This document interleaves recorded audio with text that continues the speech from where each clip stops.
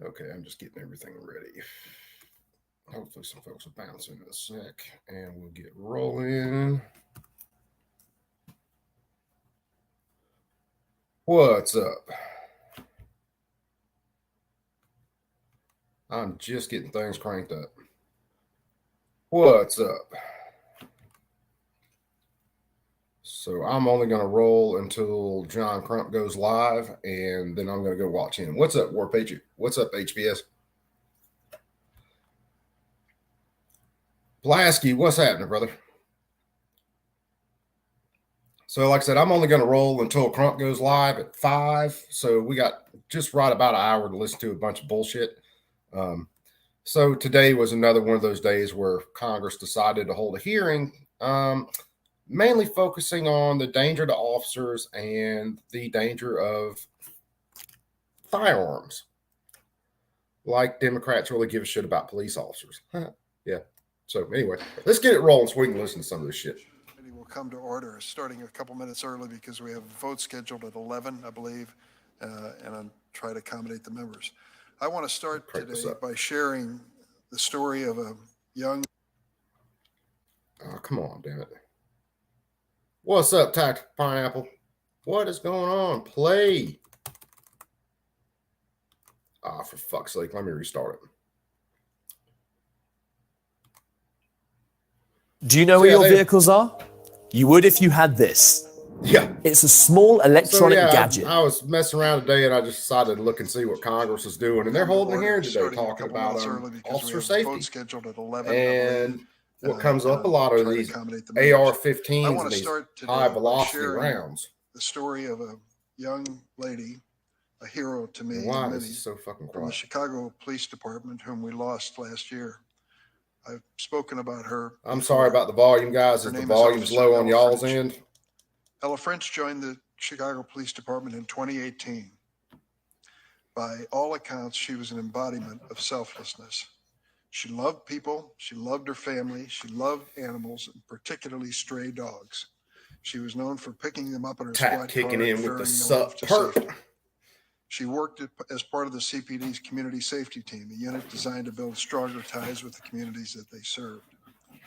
Last year, sadly, Officer French made the ultimate sacrifice in her line of duty. She was shot and killed while making a traffic stop with her partners, Officer Carlos Yanez Jr. and Officer Joshua Blas. She was 29 years old. The gun that was used to kill her and to seriously injure Officer Yanez was straw purchased in Indiana. Here we go with the straw. We're going to hear straw purchase. You're going to hear ghost guns. You're going to hear assault weapons, weapons of war.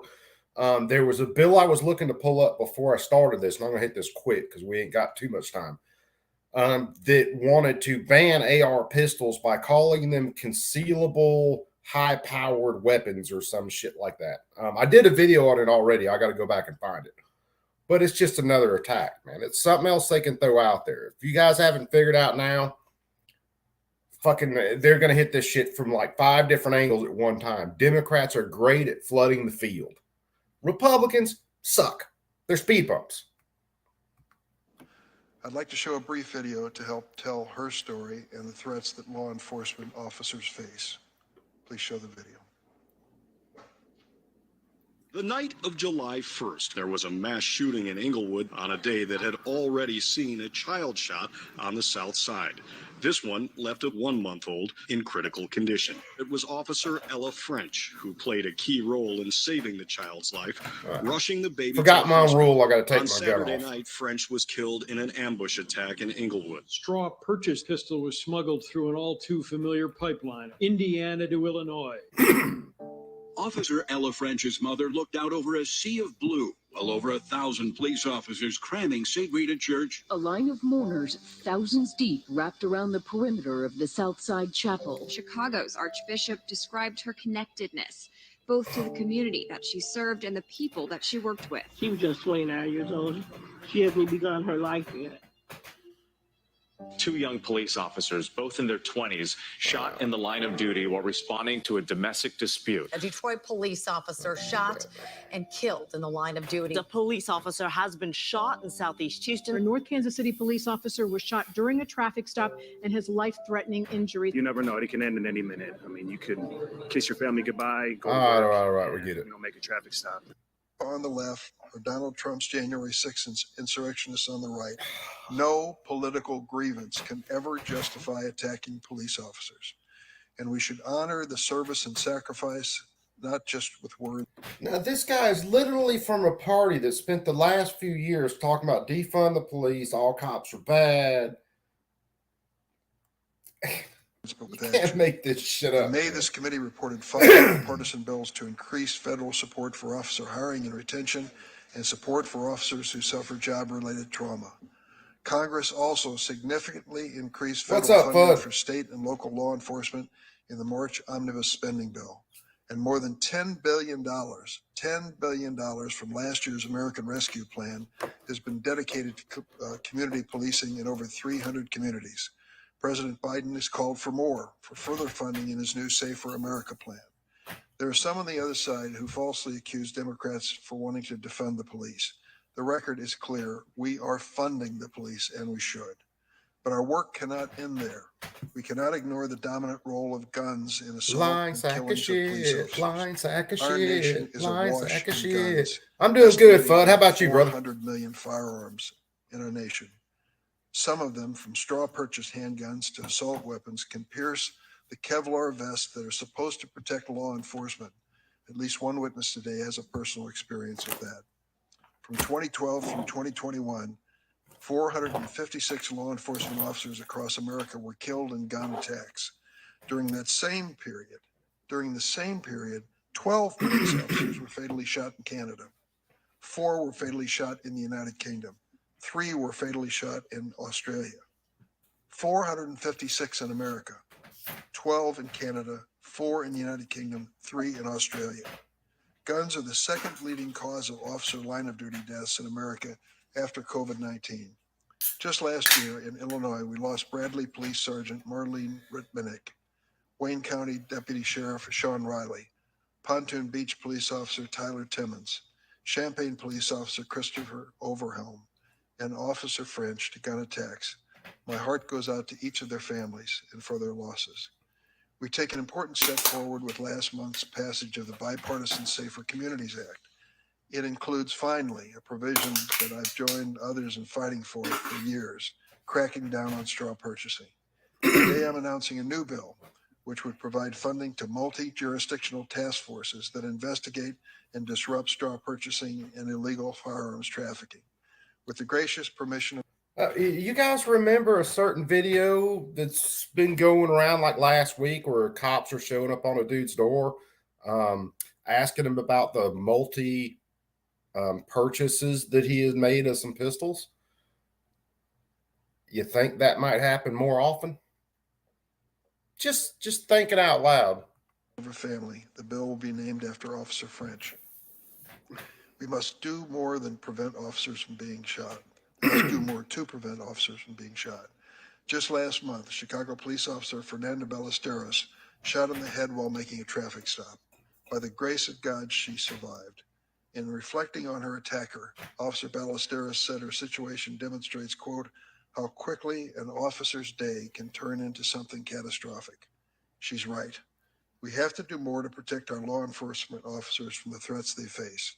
And now I'll turn to my friend, Senator Grassley, for opening remarks. All right, we're going to skip past Grassley. First of all, a big thank you to raising of law enforcement major county capital by social media. Just from Loyola University, New Orleans. And let's get past. I believe you will each have 5 minutes for an opening statement. I want to get Good morning, Chairman Durbin, Ranking Member Grassley. I radioed my location. Most of these cops are completely anti-gun. And he exceeded and jurisdiction is wraparound service. There's like one dude, and protecting him, our communities. According to who's the actually FBI, talking about all this shit. Use social media instead of paying their rates. Holding this hearing and highlight decisions help them cope with this. Come on, Mr. Chairman, come on. Ranking Member Grassley, thank you for in the public eye. I tell They just don't. And I think we ought to start with that. They just don't. one way Congress can help is by providing more funding for the Valor let's see. program, which is administered by the Bureau of Justice Assistance. So I Thank think you this again guy's for that almost done, yeah. opportunity to testify today. So now we for get your into the attention questioning. to this critical issue. I encourage the committee to sustain the focus on helping our deputies and officers on the front lines, and I look forward to questions. Thanks, Sheriff Bouchard, and thanks to all the witnesses. I guess I pause at this point and think to myself, how many doors have we opened to talk about with your testimony? There's so many elements here. Some of us want to address what's on the mind of the shooter. And That that's would be the certainly way to go. relevant, important, worthy of our time. Some of us want to address what's in the hand of the shooter. What weapon do they bring to terrify or to That's where assault Democrats a want to police go. officer? They're both relevant. And there's no question that there are elements of it that are politically controversial, and we disagree on this panel. I've met Chief Navales with members of the Chicago Police Department off the record.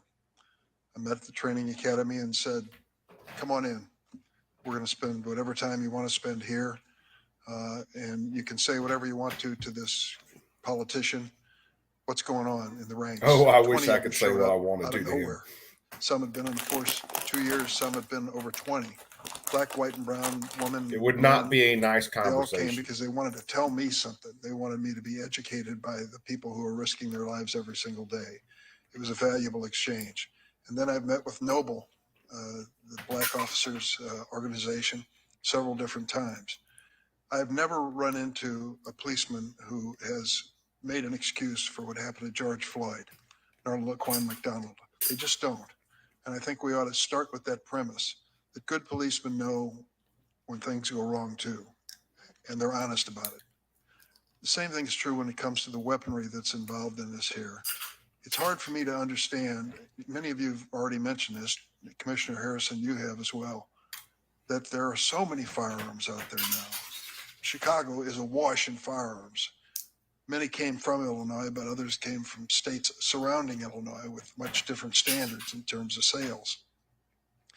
And we know from Highland Park and other places that AR-15s are becoming a common weapon used against police and innocent civilians. I need to come back after Trump goes on, million of these and we'll turn it into a assault rifles that have drinking been game. sold in this country. AR-15, We are truly high awash velocity. in weaponry. So I guess I'm going to start with Commissioner Harrison. Commissioner, you've seen this firsthand.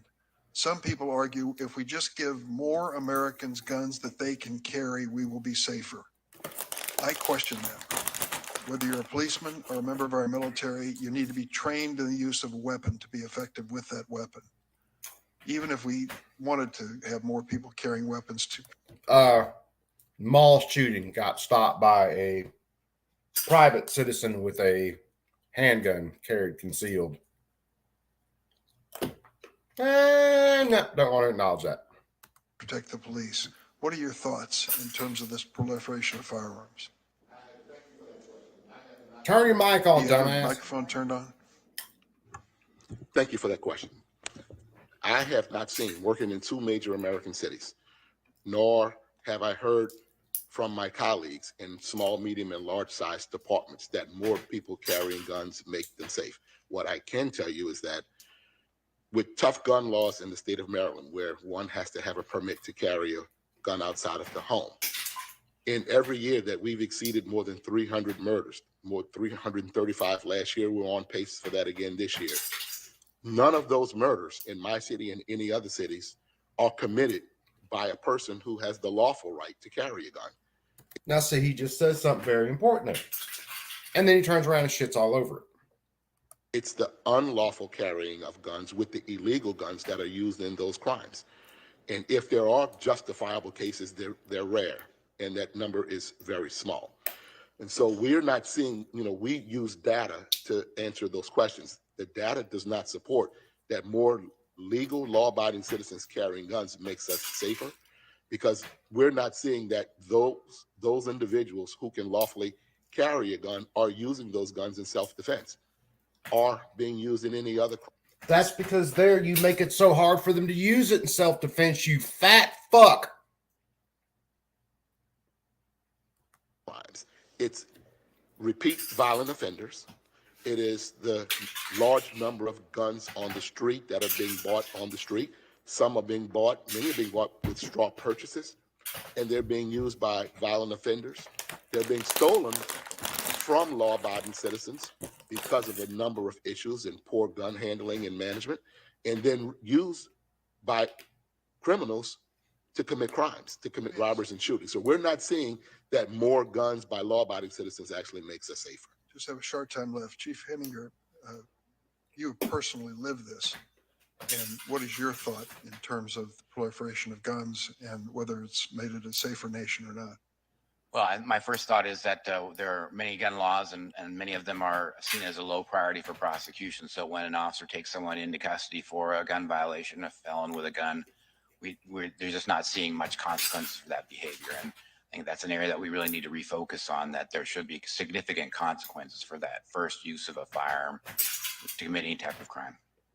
Chief Navales, Officer French lost her life to a straw purchase gun. We know that now. We're trying to make a better law, and I want to thank Senator Cornyn for his leadership on that with the bill that we supported. Can you comment on the types of guns that are being used to not only harm the police, but obviously used in crime in the city of Chicago? Well, what I can say is that what we're seeing is an increase in firepower.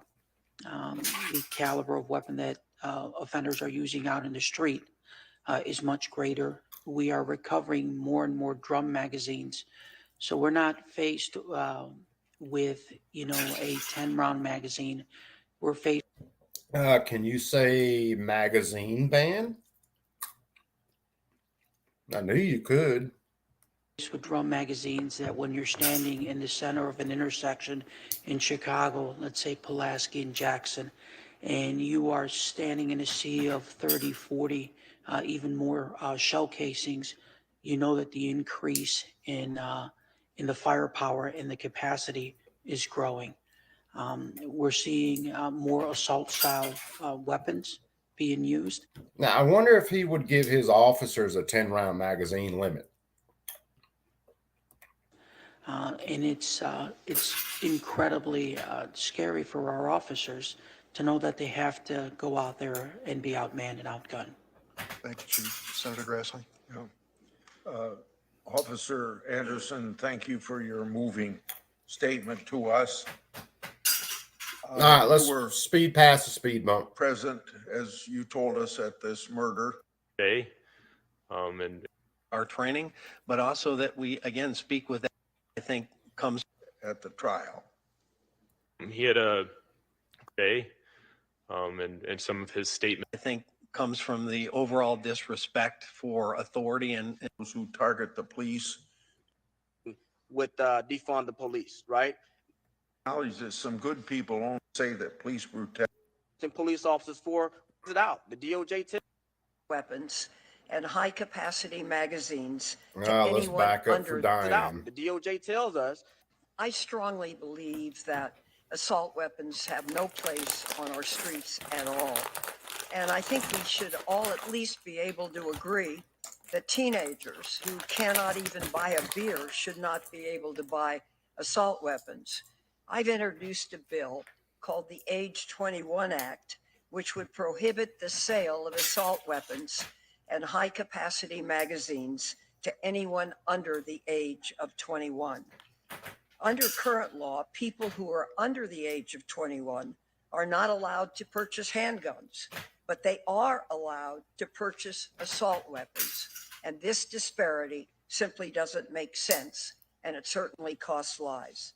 Chief, what particular risks do law enforcement officers face when young people are allowed easy access to assault weapons and high-capacity magazines? We have more than one chief. All chiefs. Please. Thank you very much. When I think of young folk, I think of folks who are still going through mental development, and we want to make sure that people have that opportunity to exercise the right.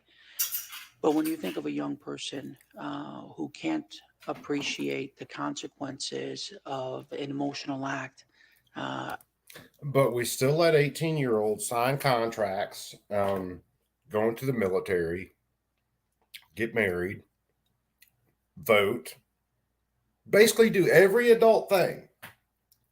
Every adult thing that 18-year-old can do.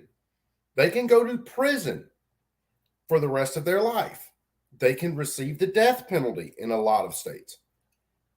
But you're telling me this 18-year-old isn't adapted enough to own a handgun or own a rifle.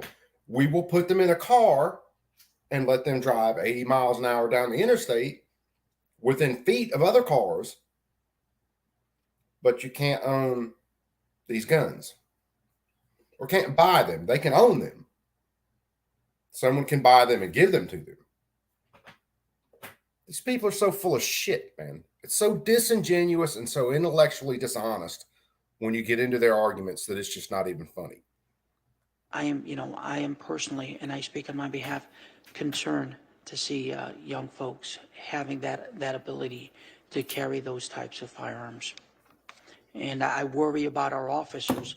The last thing that our officers want is to have an encounter which leads to a catastrophic end where some young person loses their life. It's very difficult on them. Use of force is something that our officers take incredibly serious. And being put in that kind of situation is incredibly difficult. And those catastrophic ends are hard for even our officers to process. Thank you. Chief, please. Thank you for the question. I would agree with the chief. We're now talking about people who are not fully developed, not only physical, but mentally and emotional, and are just totally unaware of the long-standing consequences of that decision. Number one, that is a weapon of war, and it's also a weapon designed to create great carnage and death. That should be another part of the drinking game, weapon of war. Yeah, take a drink. I'm very sure that most 18-year-olds are actually mentally enough developed to understand that murdering somebody is not fucking right. But you focus on families and raising better kids that aren't goddamn psychos. Yeah, Tactical FUD. Yeah, I was listening to part of this, just listening to it before I left work. And yeah, the whole time I thought that one was a chick. So yeah. It's not just a weapon for one to defend oneself. And they're making that decision to create carnage and damage, not realizing the long-lasting effect that it has on the families of the persons that they hit and kill. What's up, Vanessa? And how much damage it actually does. And then how much they will deal with that in their own lives after pulling that trigger.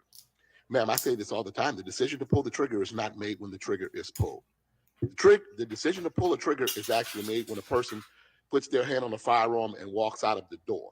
They have then... Now, understand, he's not technically wrong about that statement.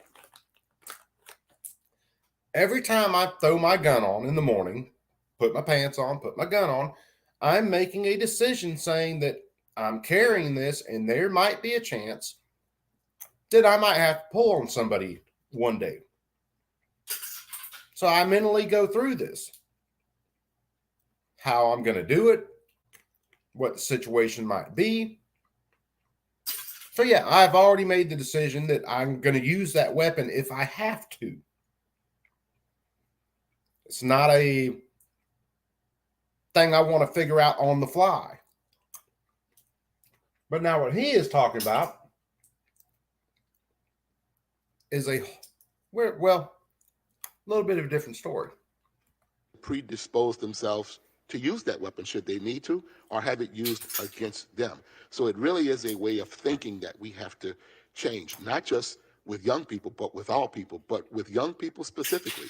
They're just not aware and don't have enough life experience to understand how difficult it will be for them and what they do to families of victims they kill and even victims who survive, how badly damaged those people are because of the volatility of those types of weapons.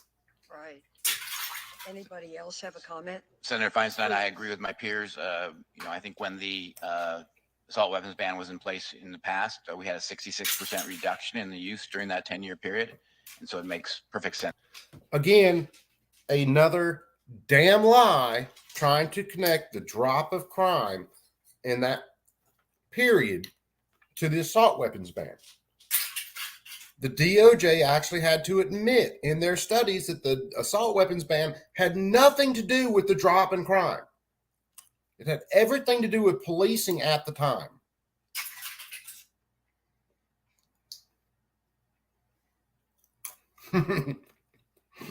Vanessa, I wish you could teach a lot of these sons of bitches. It'd be a much better place. To go back to where we were at. And the ICP has always supported that. Well, just a comment. I authored the assault weapons ban before, and I'm at it again. So I would appreciate any support from. Now, hasn't Joe Biden taken credit multiple times for authoring the 94 assault weapons ban? Law enforcement that is possible.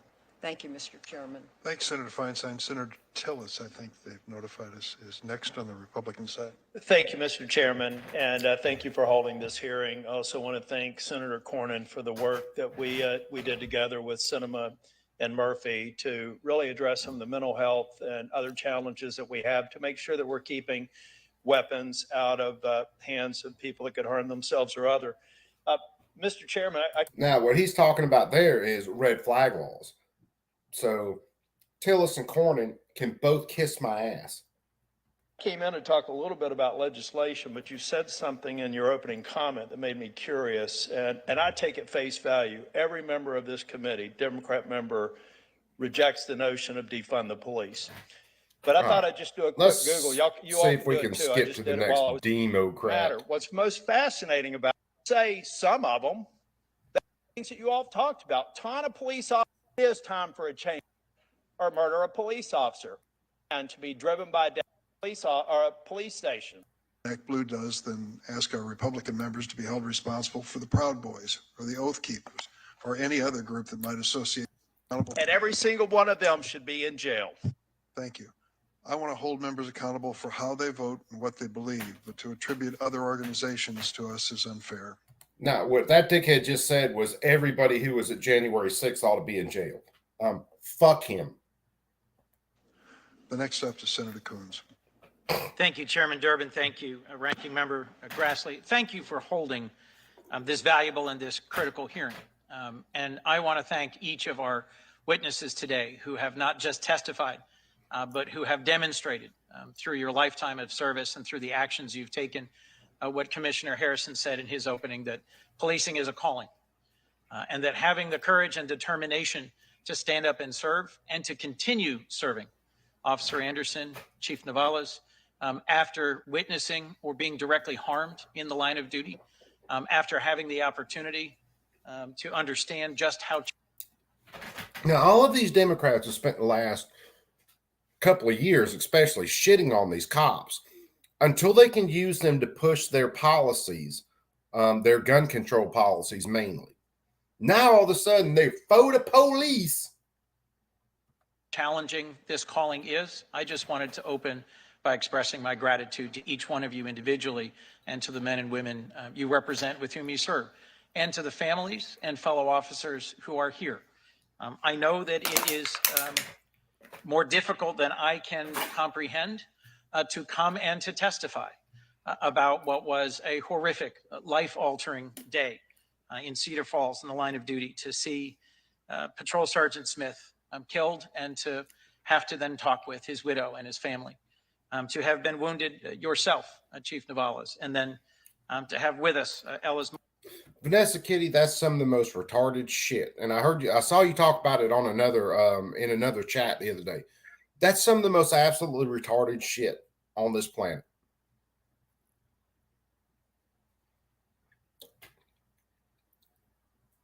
Yeah. So yeah, if something like that does happen, then these kids don't have access to that. Now, I understand kids play on their phone. I'm in a position where most of the time I'm dealing with anywhere from 17-year-olds to shit. One of my oldest guys right now is in his 50s. So I'm dealing with a wide range of people. To me, if they want to play on their phone, that's fucking fine. They can just fail.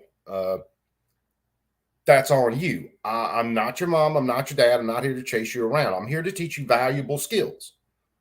If you don't want to listen to that, that's on you. All I have to do is put zeros in the grade book, and I'm fine with zeros because I can add them, multiply them, divide them, subtract them, and it always comes out as the same answer. It's always fucking zero. It makes it very easy. Mother Elizabeth, and to continue serving and leading an agency that looks to you for leadership in a difficult and dangerous time. I had the honor to serve as the county executive in Newcastle County, Delaware. We had 380 sworn officers during most of my time there. And I will never forget one of the hardest days of my life in this body was when Joe Zerba, someone known personally to me, an 18-year veteran of our force, a talented and warm and literally one of the best, was killed in the line of duty, responding to a disorderly subject in Penn Acres, and doing what Lieutenant Zerba, he was a sergeant but was promoted posthumously. What he always did was to, lean in, take matters into his own hands, help solve and track down. And he was stabbed in the neck and killed by someone who's now serving life. But I will never forget that funeral and his widow, Kathy, and what she said. She, at the very end, there were 5,000 people there, law enforcement from all over our nation and thousands of Delawareans. And she looked every one of us in the eye and said, "Do not cry for me. Other women, other people will have decades of marriage to an ordinary person. I had a few brief years with an exceptional man, with a hero." And you couldn't hear a pin drop in that room. Well, and because, Vanessa, and you'll see in this, and I'm bouncing around because I'm going to go till Crump comes on, and then I'm going to go watch Crump and then like normal. And I'll probably jump back on live after they're done and kind of fill a spot in between some other shows coming on tonight. Because I wasn't planning on live today. I just figured I'd do it.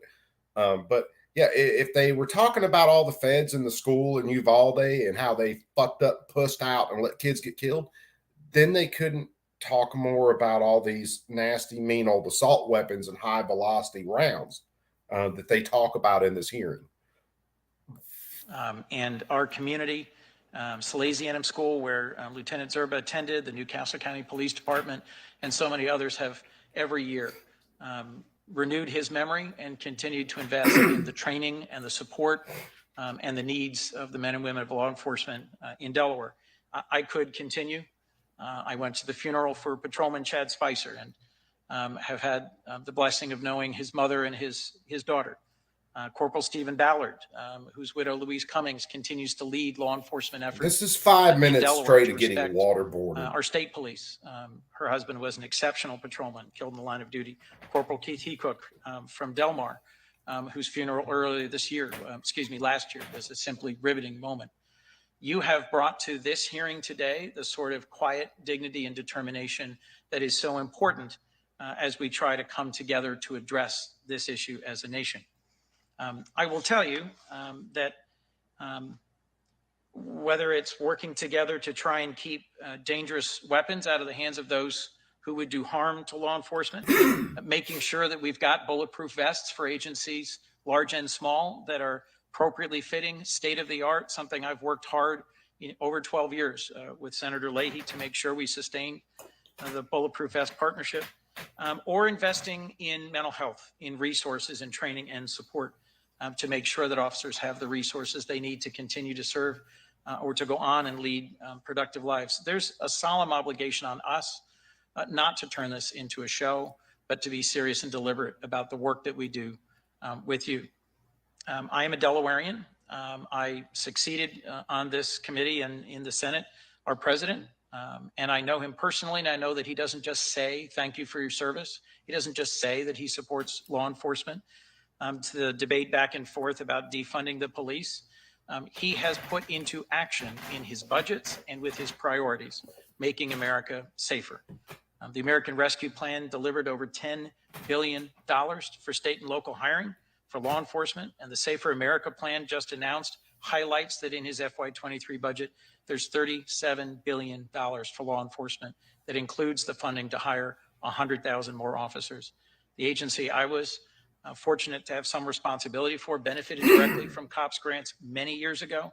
I hope we will, on a bipartisan basis, provide these resources to you. I know I'm running short on time, so let me ask 2 questions, if I could, of Chief Henninger in particular, if I might. I work closely with IACP, provided critical advice, PERF and IACP, in leadership and management decisions I had to make as county executive. I'm grateful for the IACP. Okay. I'm leading, along with Ranking Member Grassley, a bill that would direct the DOJ to propose programs to better address PTSD in law enforcement. Senator Blunt and I co-lead the law enforcement caucus here in the Senate. And we had an event scary. about this to try and better understand PTSD resources. My impression is that unlike the military, which is also working to address critical issues in terms of soldier suicide, which has a unitary chain of command, we have 18,000 agencies. We have disaggregated resources at the federal, state, and local level. How can we best address the lack of resources, training, and support? Are there models for mental health in law enforcement that you would urge us to invest in? Thank you, Senator. The question is very broad, and I think there's a lot that needs to be done to solve the mental health related crisis issues around policing. It goes to the way that officers are treated on a regular basis in the street. And we feel like the fact that we've pulled in the military and we've pulled in the experts to try to identify the best practices is really moving forward with that. But the mental health check-ins for our officers on a regular basis is really important, and funding that is a difficult thing, as you would know, from a local level. That's a very expensive proposition. So we feel that those are very important things to the wellness of our officers. Thank you. Thank you. Mr. Chairman, could I pose for one last question of the major sheriffs, or should I? If you could, members haven't voted yet. I apologize. I would love to follow up with you, Sheriff Bouchard, if I might, but I will yield. We have a lot of work to do together, and I appreciate the Major County Sheriffs Association and your support for driving for opportunity, and I look forward to following up with you. Thank you again to our witnesses today. Thanks, Senator Coons. Senator Cornyn. Thank you, Mr. Chairman. Sergeant Penny, you talked about some of the anti-police rhetoric, the lack of respect for our men and women in blue, the role of some of the progressive, so-called progressive district attorneys that don't prosecute crimes. Some people are saying, well, we ought to eliminate legal protections, for example, like qualified immunity that protects police officers. Again, let's get past his ass real quick. Unless they do cross that. You have individuals, it doesn't work. That are willing and actively. The man who murdered Stephen, you don't need Hold to, on. but if you Let's back up, because please we got to start. watch that old are Sheldon. willing and actively prepared to use violence to protect their turf. I received a text on the way into this. Senator Whitehouse. Thank you, Chairman Durbin, and thank you Now, to you, Ranking Member definitely Brass. listen to old Sheldon. What's up, Mike? Yeah, definitely listen to old Sheldon and listen to some of the words he used, because words are important, especially with these Democrats, because all the questions they're asking, the terminology they're using, link to all of the bills that they're pushing right now. For holding this hearing. Just in my time, Stephen Shaw, Jimmy Allen, and Cornell Young were all shot to death serving in the Providence Police Department, one police department. And as Chief Novell's described very eloquently, the traumatic effect of that throughout the department was very real. So it's very good that we are having this hearing to focus on these cases. For what it's worth, the man who murdered Stephen Shaw was killed at the scene by God damn, Vanessa. Stephen's fellow officers. The man who murdered Jimmy Allen is serving life in prison. And the death of Cornell Young was a tragic blue-on-blue incident that was also extremely painful for the Providence Police Department. I'm very proud of the Providence Police Department, I will say, and I just wanted to express this history that they have while we're on the subject here in the room. There are so many of you that I'm going to ask 3 questions and ask if you might do me the courtesy of answering them in writing. It's called a question for the record here. If you don't care to, you don't need to, but if you do, I'd really appreciate it. Senator Cornyn and I have been working on a bill to improve crisis intervention resources for police departments. It's called the De-Escalation Training Act. I would be very grateful if you or your organizations would take a look at that and give any advice that you might have. Senator Hawley and I, some time ago, did the STOIC Act, which provides additional mental health resources for police officers, for police departments to deploy. But even in the brief time since then, we've learned a lot more, and I'd be interested in any thoughts on how that act might be updated. It passed into law with very, very broad bipartisan support, so I'm sure amendments could pass quite quickly if you'd be interested in providing some ideas about that. And the last thing I'd be interested in hearing from you about is high velocity ammunition. We talk a lot about assault. Yeah. So yeah, listen to dumbass with his high velocity ammunition, because high velocity is nothing more than a focus tested term that people who don't know jack shit about firearms fall for. So rifles, but the speed of the projectile itself is another separate factor. And as I understand it, it's a factor in the ability of your body armor to withstand the bullet. And it's a factor in the physical destruction wrought by the projectile in the human body when it hits it.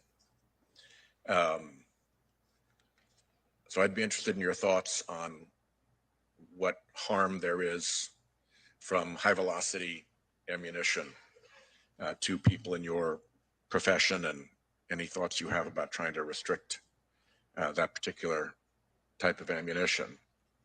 And I'll close because it's, I think, impossible not to talk about the dangers to police officers and injuries and fatalities, certainly as a member of Congress, without referencing the heroism and simple, plain, hard, tough work that our Capitol Police did on January 6th, fending off the mob that President Trump sent up here to do damage to the building.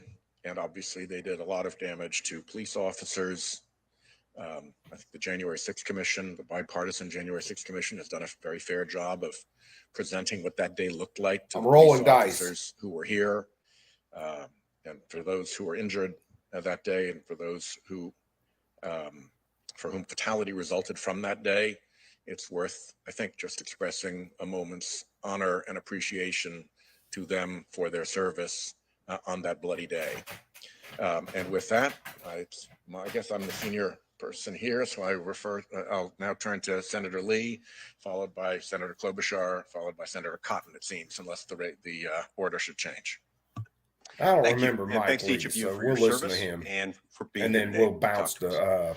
John I'll never Crump. forget. And like I said, I'll probably go live right after John 2020 Crump. when watching one weekend in June of that year as violent protests erupted in Salt Lake City, as they had in so many other cities at that time. I had never seen anything quite like this, not in my home state, not in Salt Lake City. I watched as a mob of violent protesters took a police car, turned it all the way upside down, and then, as I recall, lit the thing on fire. For dozens of officers injured in those violent riots and protests that weekend. It was concerning. It felt as though it was foreboding something bad, in addition to being an awful thing in and of itself. And the facts as they've played out since then have shown that feeling to be accurate. 2 years later, and our country is in the midst of a really ugly crime spike. Homicide rates in Utah are up 44% compared to just a few years ago in 2019, along with assaults and property crimes and all sorts of other offenses. Attacks on police officers are at their highest level that we've seen since 1995. In 2021, there were 73 officers nationwide who were killed in the line of duty. And nearly 1/3 of those, 25 officers, were killed in unprovoked attacks.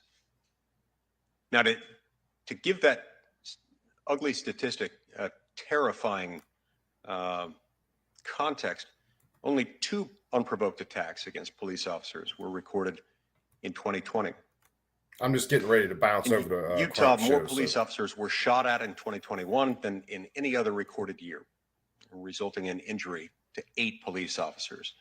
In one of those cases, 2 officers were injured when they went simply to check on a man who was lying in the grass near the sheriff's office in Salt Lake City.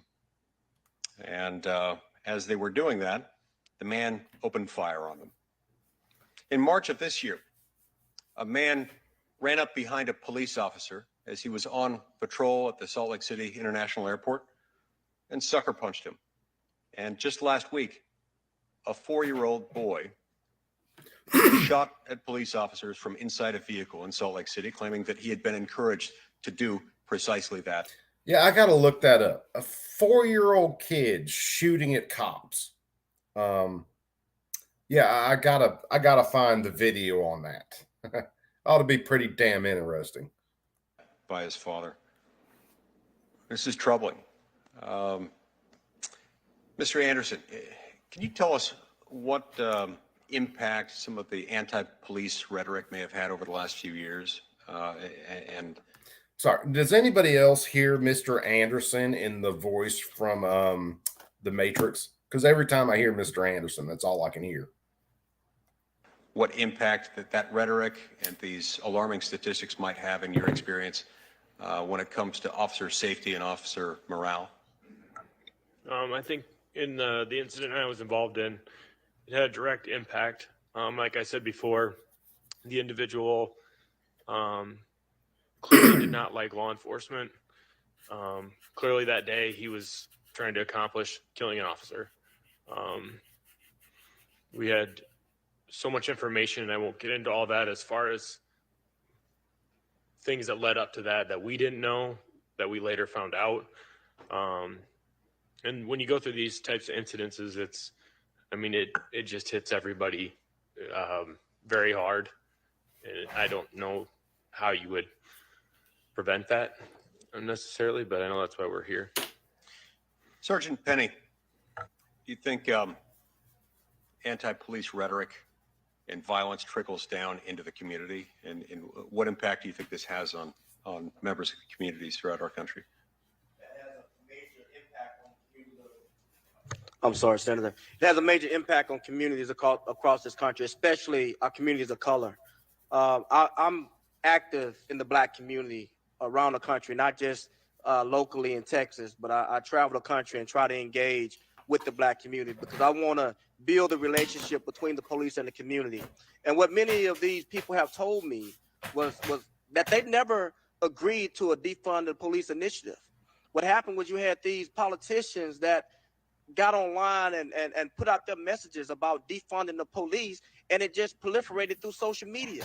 But the reality is those communities with people of color were being victimized at a higher rate than anywhere else in this country. And the bottom line is we haven't found any way to hold the individuals accountable that have proliferated this message, that have allowed our police to be attacked. And we just have to find a way, Senator, to where we can hold individuals accountable for using rhetoric, for and a lot of leadership here in Congress, a lot of leadership here. We have to find a way to hold these Saying people hi to the accountable crew for real fast. encouraging the type of acts that's happening right now in our society. Thank you. So the violence that occurs as a result of anti-police rhetoric very often isn't focused in the gated communities of the wealthy and well-connected. Absolutely not. No, it's the communities that are already having problems. I mean, this is where do you think the criminals come from? The criminals are right there alongside the people that they're living with, all the ghettos, the projects in the inner city. What do you think these criminals get out? They get out of prison, they go right back into those communities. Who you think they're victimizing? A lot of these people can't pack up and just and leave the community. That's the catch-22 with these arguments. We talk about why don't they just leave? Well, a lot of people can't leave. Half of my family is still in the inner city right now. They can't leave. They don't have the resources to up and go. But they're still being victimized by the criminals that are living beside them, that are living in these communities. So I will say there has to be accountability for rhetoric that's used to incite violence against our police across the country. Thank you, Sergeant Penny. I see my time's expired. Yeah, thank you, Senator Lee. Thank you so much for being here. And All right. Well, I'll tell you what, guys. I'm going to stop this one here. And more than likely, right after John Crump and Rich and everybody gets done, they got Tony Simon on today. I'm going to crank back up and bounce back into this. And there's not too much long left in this hearing. And depending on how things go, we might bounce into a couple other things. So you guys bounce over to John Crump. If you're not watching John Crump live, get your ass over there. Let's go watch some John Crump live. Let's watch my man Tony Simon talk some shit. And we will catch all of you perps here in a little while. So you guys be cool. See you in just a minute. Later.